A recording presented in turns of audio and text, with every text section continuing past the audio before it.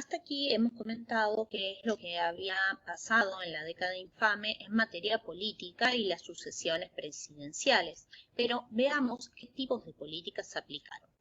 Ante la grave crisis económica que había generado la Gran Depresión, se aplican medidas de austeridad fiscal y dirigismo estatal, es decir, intentan no gastar sobre todo los dólares que no teníamos, que nos estaban generando, y además se va a aplicar la idea de que el Estado debe dirigir la economía. Para ello se van a basar en la política del New Deal que se había aplicado en Estados Unidos. Ante el círculo vicioso de la depresión en la economía, debe incentivarse desde el Estado, en especial con obra pública, la generación de empleo. Es decir, si había desempleo, no había consumo. Si no hay consumo, no hay industria. Y si no hay industria, hay más desempleo. Lo que tendió general el New Deal era romper con ese círculo vicioso y generar empleo a partir de la obra pública. Si había empleo, la gente consumía, y si la gente consumía, se reactivaba la economía. Entonces, dentro de las cosas que de estas medidas de dirigismo estatal, de conducción de la economía para intentar acabar con la depresión, se tomaron medidas como la creación de la Junta Nacional de Granos y la Junta Nacional de Carnes. ¿A qué nos referimos con esto? Eran entidades gubernamentales que compraban a un precio establecido por el gobierno para venderle a los exportadores. Es decir, intentaban establecer un precio base y el Estado subsidiaba a los productores si no llegaban a ese precio. Además, se crea un banco central para organizar la banca, una unidad de vialidad nacional que va a tener como sentido el crear rutas e intentar dinamizar el uso de vehículos a petróleo y de esa manera competir contra los ferrocarriles. Entonces el trazado de las rutas va a generar una amplia obra pública que va a intentar reactivar la economía. Además, para intentar competir en el mercado internacional de granos, se van a construir una gran cantidad de elevadores de grano. ¿Por qué? Porque el grano en Argentina se exportaba en bolsas y eso lo encarecía mucho. Entonces se generaron estos espacios gigantescos donde se guardaba el grano y se cargaba a los barcos. También se va a establecer una política de control de los precios de la carne para el mercado interno y para eso se van a construir mataderos municipales.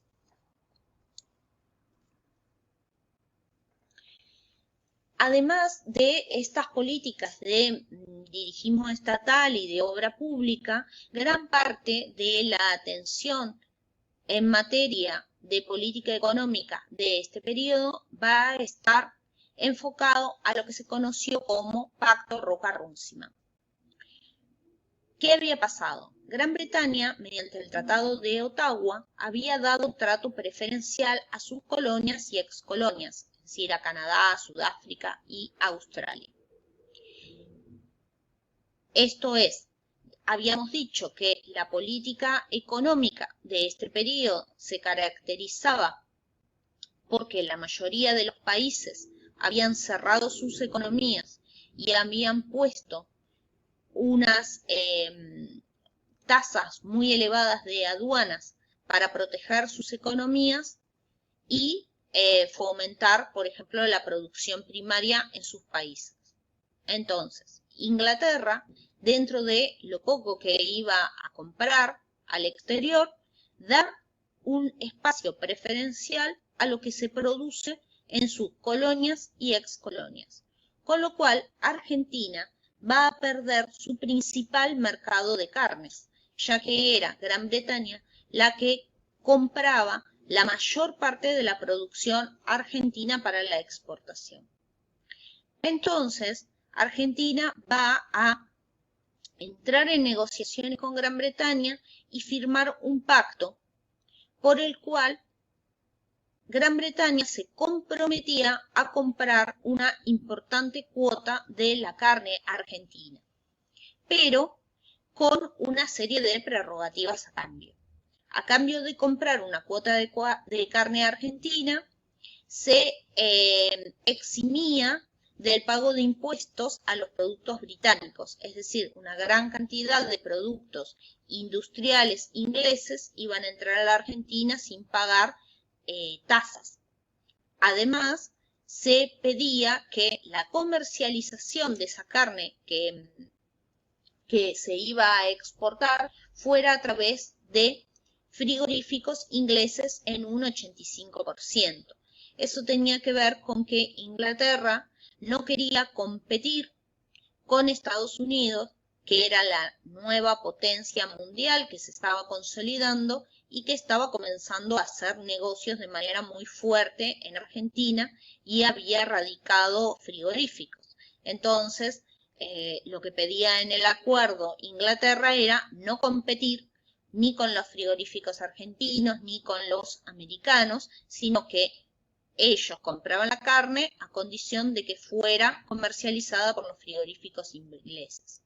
Y a su vez también pedía la extensión del monopolio del transporte en Argentina.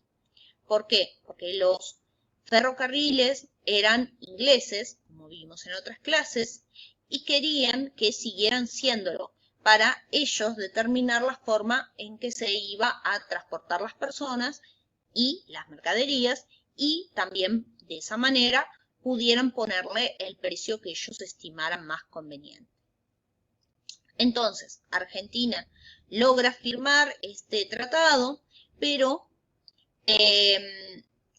muchos van a denunciarlo como espurio. Van a decir que Argentina firma un tratado que es una vergüenza en materia comercial, que desfavorece mucho a la Argentina, solo para favorecer a los exportadores de carnes. En el año 1935, Lisandro de la Torre va a denunciar en el Senado el acuerdo, sobre todo va a denunciar que existían cláusulas secretas en el acuerdo que eran vergonzosas, y va a ser entonces cuando un puntero, un matón a sueldo que trabajaba para el ministro de Agricultura, le va a disparar a De la Torre, al senador De la Torre, que estaba discutiendo con el ministro de Agricultura, y en ese momento le va a impactar sobre el senador Bordaberry y lo va a asesinar.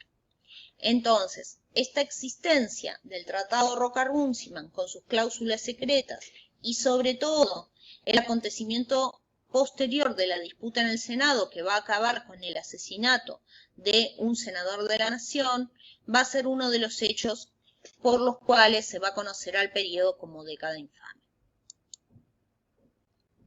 Este es Lisandro de la Torre, que realizó esta denuncia en el Senado de la Nación, que le valió que atentaran contra su vida y mataran a su amigo Bordaberry. Poco después, unos años después de este acontecimiento, Lisandro de la Torre se va a suicidar. Esta es una imagen de lo que aconteció en el Senado de la Nación. Además de este escandaloso asesinato, van a ocurrir una serie de hechos de corrupción que van a manchar mucho la imagen de este periodo. Además de, decíamos, de este pacto, también va a haber elecciones fraudulentas, además va a haber acusaciones de simpatías fascistas de parte del gobierno argentino, lo que supusieron un gran problema a nivel internacional. Pero también va a haber otros hechos concretos de corrupción y de negociados, como los de los frigoríficos Anglo-Swift y la Compañía Argentina de Electricidad y de los terrenos del Palomar. En todos estos hechos lo que va a pasar es que va a haber funcionarios que van a realizar acciones incompatibles con sus puestos.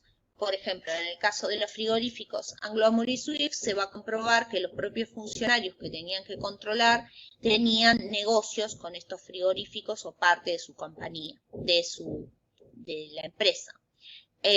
O, por ejemplo, en el caso de la Compañía Argentina de Electricidad, la CADE, se va a comprobar que se habían pagado sobornos para mantener el monopolio por otros 50 años.